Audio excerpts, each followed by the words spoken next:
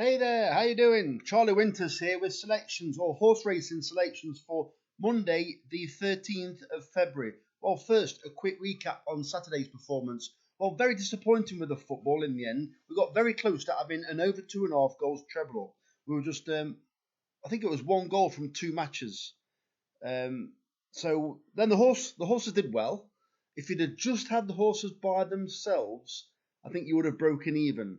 Obviously, I don't advise that. I advise the entire bet. So you would have lost a tenner.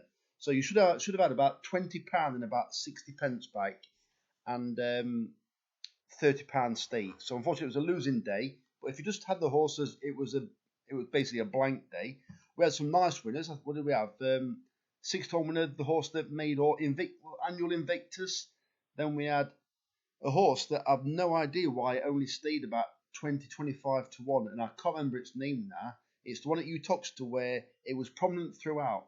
In my opinion, that should have been 50s or 66s. It had shown nothing whatsoever. An average racing post rating over hurdles of 68.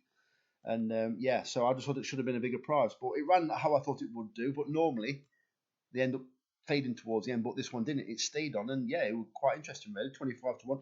And then we had the Jack Jones treble. Well, we didn't quite get the Jack Jones treble. We got the Jack Jones winner, the Jack Jones second, and the Jack Jones unplaced. So that didn't make too much in the end, but that was just a tricksy. But yeah, we were like knocking on the door, but it was a bit unfortunate and, well, just, yeah, a bit unfortunate really. So I smell something fishy on Monday. I bet you've seen Catterick race car. The first two races are dreadful. Well, Patrick Neville's got loads of runners at Catterick tomorrow. Well, he trains in North Yorkshire. I haven't done the Google map thing to see how far. I think it's Leyburn is from Catterick. Well, I think it's the first race is a 2-runner race. Yeah, that's got dodgy written all over it. Then the second race is a 3-runner race, and just to make it even more dodgy, it's got 2 out of the 3 in it. I'm not saying anything dodgy is going to happen. It's just yeah.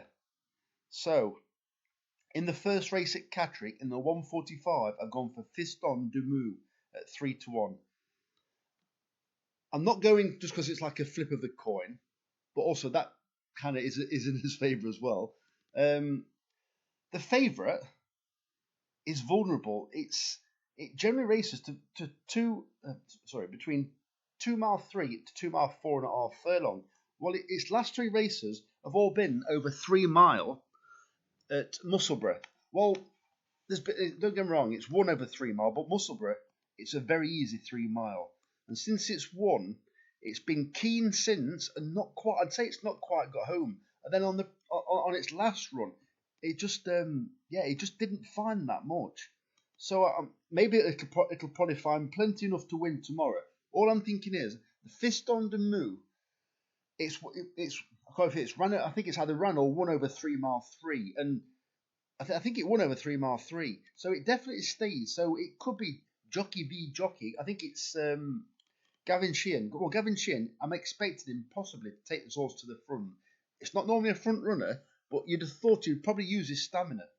Although, what Gavin Sheehan could do is, because the other horse, the favourite, is normally keen, he might be quite happy to start off with, letting the favourite go off in front, set a really slow pace, but pull hard, and it might upset the other horse's rhythm. But it's definitely, it'll be a very tactical race. But I definitely think it's 3 to 1.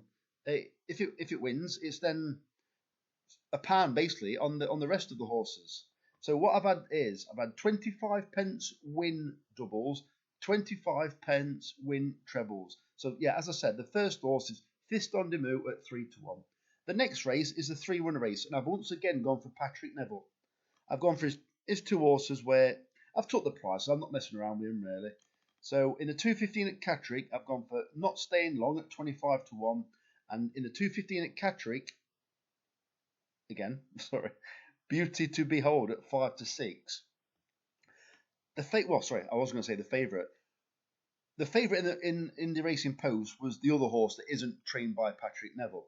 Well, that's stepping up massively in distance. Well, to be fair, I do think that horse will be fine over the distance. But I just think it's vulnerable for what that horse has achieved so far. I think it's achieved a maximum rating, racing post rating of 97 over hurdles. Well, the 25-1 I've gone for, that's achieved a racing post rating of 84. So there's not that much in that horse and the outside of lot. And the other horse is Beauty to Behold, which is now the favourite that I've had.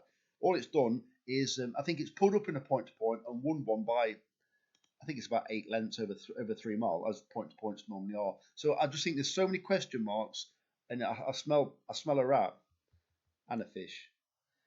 So in the 2:45 at Catterick, once again I've gone for the Patrick Neville trained horses. Originally I did fancy the favourite. Is it American Gent? Huey Morrison's got a 50% strike rate, but I just think 3-1's a bit stingy, so I've gone for a little bit extra value really. Kavanagh's Cross and Glen Trewin, both trained by Patrick Neville. So they're in the 2:45 at Catterick. So now, for those of you that prefer the each way bets, let's get straight to Wolverhampton. So it's an 8p each way, lucky 31.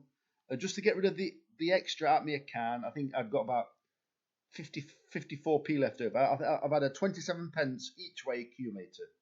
I really like the look of these. I must say, I really like the look of every single one of them. And you always say that, but no, it's something right. Amazing and Mayor at in the 5 o'clock at Wolverhampton, paying 4 instead of 3.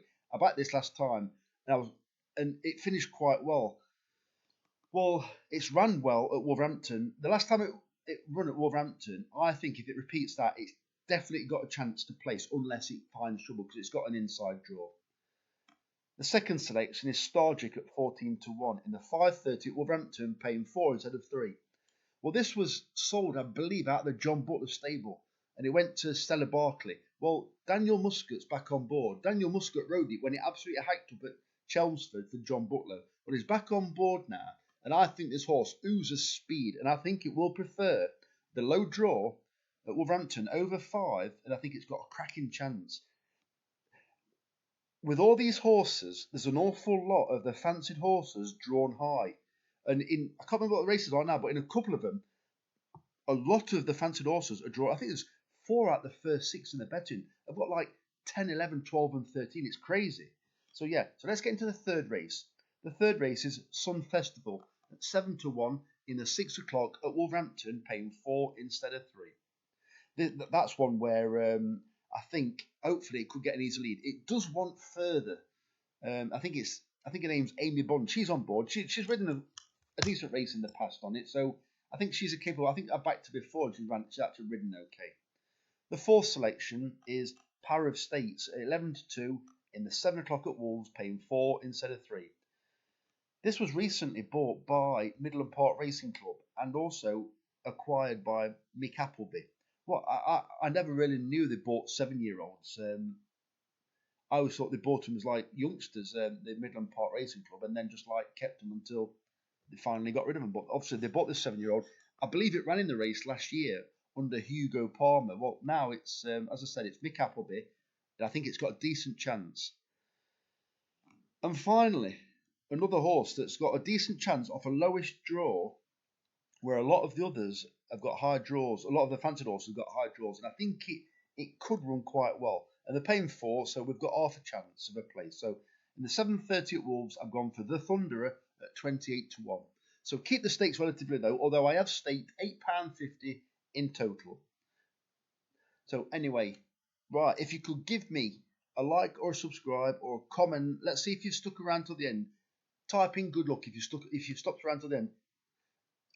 You can view the comments for yourself. Maybe there's nobody here now just listening to me waffle. You've seen the horses, you probably flicked off already. So the very best of luck. Charlie Winters, over and out. Cheers, mate.